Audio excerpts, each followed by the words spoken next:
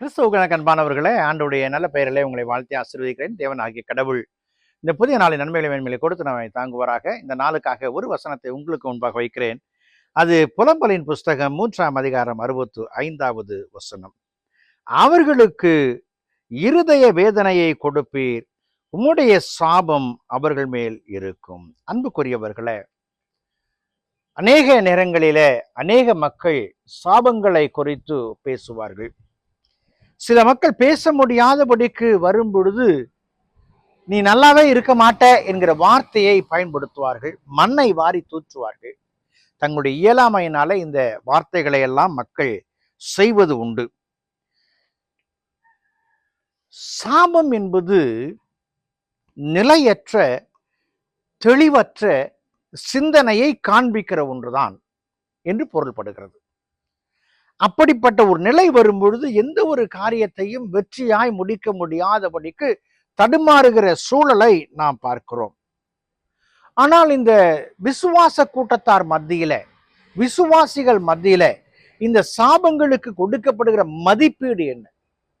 இந்த சாபங்கள் என்னை யாராவது என் மேல் இட்டால் அது எனக்கு தங்குமா என்று சொல்லி நாம் பார்ப்போம் என்று சொன்னால், நான் என் தடத்தை சரியாய் பதிப்பேன் என்று சொன்னால், என் வாழ்க்கையை நான் நேர்த்தியாய் கொண்டு போவேன் என்று சொன்னால், என் வார்த்தையிலே உறுதியோடு இருப்பேன் என்று சொன்னால், எனக்கும் என் தேவனுக்கும் உண்டான உறவு சரியா இருக்கும் என்று சொன்னால், காரணம் இல்லாதபடிக்கு மற்ற மக்கள் இடுகிற சாபங்கள் நம்மிடத்துல தங்காது என்று சொல்லி நாம் பார்க்கிறோம். நீதிமொழியின் புஸ்தகம் 26ஆம் அதிகாரம் 2வது வசனத்துல காரணம் இல்லாமல் இட்ட சாபம் தங்காது. ஆகவே ஒருவர் சொல்லிவிட்டாரே என்று சொல்லி நாம் கலங்க வேண்டிய அவசியம் இல்லை. என் தேவனுடைய பட்சத்திலே நாம் வாழும் பொழுது காரணம் இல்லாமல் சொல்லி கொண்டு போகிற வார்த்தை, பிதற்றுகிறவனுடைய வார்த்தையை போல, பைத்தியக்காரருடைய வார்த்தையை போல பேசுகிற வார்த்தை அது சாபமாய் எண்ணப்படாது. வேதத்திலே மற்றொரு இடத்துல நாம் பார்க்கும் பொழுது, ஆதியாகமத்தின் புஸ்தகம் 27ஆம் அதிகாரம் 13வது வசனத்துல பாருங்கள், ஈசாக்கு முதிர் வயதிலே தன் மகனை ஆசீர்வதிக்க எத்தனைத்த பொழுது இங்கே தாய் சொல்லுகிற வார்த்தை, அதற்கு தாய், என் மகனே, உன்மேல் வரும் சாபம் என்மேல் வரட்டும், என் சொல்லை மாத்திரம் கேட்டு நீ போய் அவைகளை என்னிடத்தில் கொண்டு வா. பாருங்கள், யாக்கோபு ஆசீர்வாதத்தை சுவீகரிக்க வேண்டும் என்பதற்காக, அவன் நன்றாக இருக்க வேண்டும் என்பதற்காக, சாபம் வரும் என்று சொன்னால், ஏமாற்றுதலுக்கு சாபம் வரும் என்று சொன்னால் அது என் மேல் வரட்டும், நான் தான் இதை கற்றுக் கொடுத்தேன் என்று சொல்லி அந்த சாபத்தின் சாயலை யாக்கோபின் தாய் ஏற்றுக்கொள்ளுகிறாள்.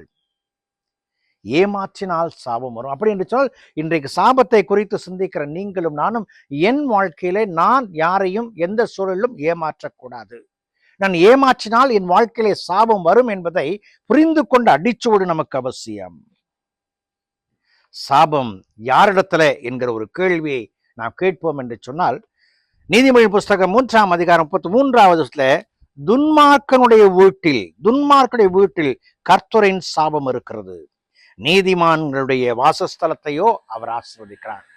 நான் துன்மார்க்கமான வாழ்க்கை வாழ்கிறேன் என்று சொன்னால் இறைவன் தருகிற சாபம் இருக்கிறது. ஆனால் நான் இறை நீதியை நடப்பிக்கிறவனாக, நீதிமானாக என் வாழ்க்கை இருக்கிறது என்று சொன்னால் தேவனுடைய ஆசீர்வாதம் தங்குகிறது. அன்புக்குரியவர்களே, சாபத்தை குறித்த கலக்கங்களை தூர கலைந்து போட்டு இறை நீதியை நடப்பிக்கிற நீதிமானாய் நாம் வாழும் பொழுது இறை ஆசி நம்மளே தங்குது. அதை நோக்கி பயணிப்போம். இறைவன் தருகிற பேரொருளை பெற்று பிரதிபலிப்போம். எந்த சூழலும் யாரையும் நம்முடைய வாயினால் சபிக்காதபடிக்கு நாம் எச்சரிக்கையான வாழ்க்கையில இறைவன் தருகிற நீதியை பெற்று மகிழ முற்படுவோம். கடவுள் நம்மை ஆசீர்வதிப்பார். ஜெபம் செய்வோம். பரிசுத்தமும் கிருபையும் நிறைந்த நல்ல ஆண்டவரே, நீர் தந்த இந்த நாளுக்காக, இந்த வேளைக்காக நன்றியோடு உம்மை துதிக்கிறோம், ஸ்தோத்திரிக்கிறோம். நாங்கள் உம்முடைய சாட்சிகள் கர்த்தாவே. எங்களுடைய சிந்தனையெல்லாம் உம்மை சார்ந்து இருக்கும் பொழுது நீதிமானுடைய வீட்டிலே ஆசீர்வாதம் தங்கும் என்கிற வார்த்தை என்னிலே எங்களை நிறைவேற நீர் கிருபை பாராட்டும். எங்களை தொடர்ந்து நாமத்துக்கு மகிமையை எடுத்து பயன்படுத்தும். இயேசுவின் ஜெபிக்கிறோம், ஜெபங்கள் பிதாவே, ஆமென்.